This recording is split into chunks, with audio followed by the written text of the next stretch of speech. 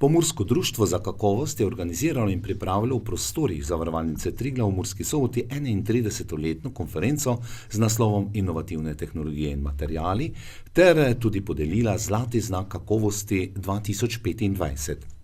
V sklopu te konference je Pomurska gospodarska zbornica že 24-tič nagradila najboljše inovacije pomurske regije. Podpredsednik Pomurskega društva za kakovost, dr. Branko Škafar, o dejavnosti društva in konferenci. Pomursko društvo ima v svojem poslanstvu to, da pomurske regije širi, če tako povem, bacil kakovosti, ki je sicer že precej razširjeno, tako da pomagamo pomurskemu gospodarstvu, tudi javnemu sektorju, če nas porabijo pri vzpostavljanju sistemov kakovosti, pri pomoč pri zagotavljanju kakovosti. Tako imamo na različnih področjih, tudi vršimo izobraževanja, ki so lahko v podjetjih, se pravi v organizaciji, če nas povabijo, ali pa seveda zberemo prijave in potem izvedemo izobraževanje v okviru neke inštitucije. Drugače pa seveda upravljamo tudi svetovanje pri vzpostavitvi različnih sistemov kakovosti. Tako da ja, dokaj pestro dogajanje je.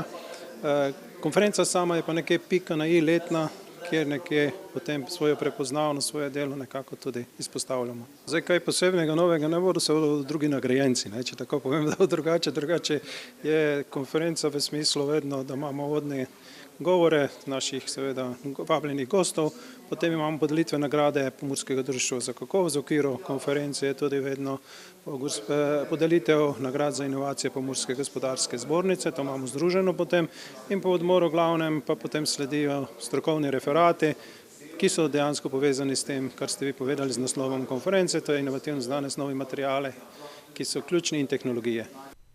Ambicije in izzivi društva v prihodnosti. Moja želja je vsekakor, da se to nadaljuje, seveda mladih pri tem ni dosti, da bi sodelovali kot v društvu, mislim zdaj v tem primeru, ker je to treba, če tako povem, tudi sodelovati, delati neke stvari.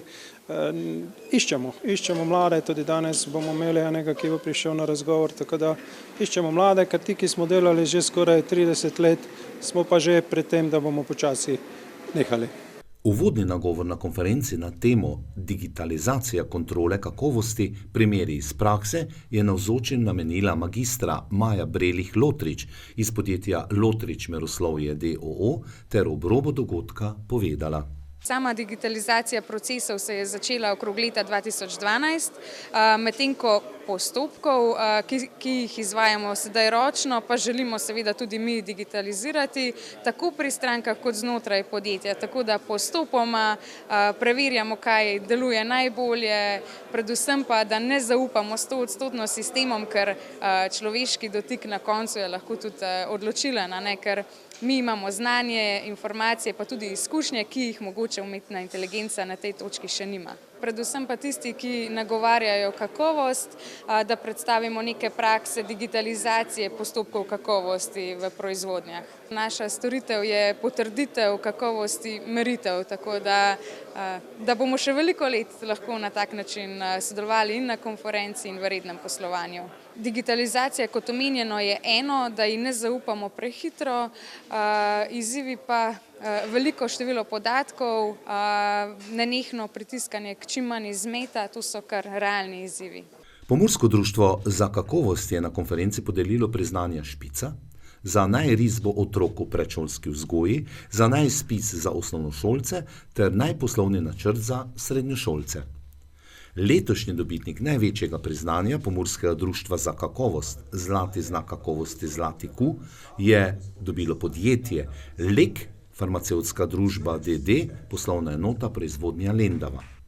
Dr. Simon Rečnik, direktor trdnih izdelkov in antiinfektivov ter član vodstvenega tima Sando, Slovenija, je iz rok podpredsednika Pomurskega društva za kakovost dr. Branka Škafarja in generalne direktorice Gospodarske zbornice Slovenije Vesne Nahtigal sprejel prestižno nagrado.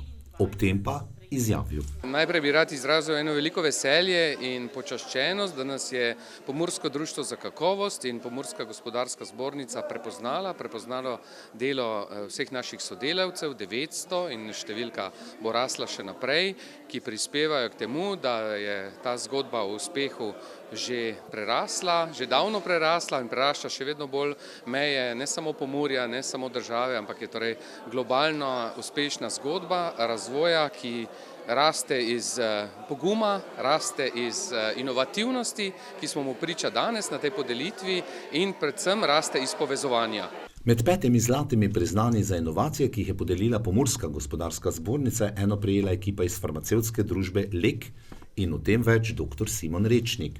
Zlato priznanje za inovativnost je podeljeno za novo, torej tehnološko rešitev in novo tehnologijo, ki jo uvajamo v Leku v Lendavi, torej kot članov skupine Sandoz, pakiranja zdravil v vsebnike, v stekleničke, v plastenke in s to tehnologijo in z vsemi prilagoditvami in tehnološkimi rešitvami, ki so jih naše sodelavke in sodelavci ob tem vzpostavili, se postavljamo v središče svetovnega farmacevtskega zemljevida, gotovo v skupini Sandoz, katere poslanstvo je premikanje meja za bolnike z omogočanjem dostopnega, varnega, učinkovitega zdravljenja.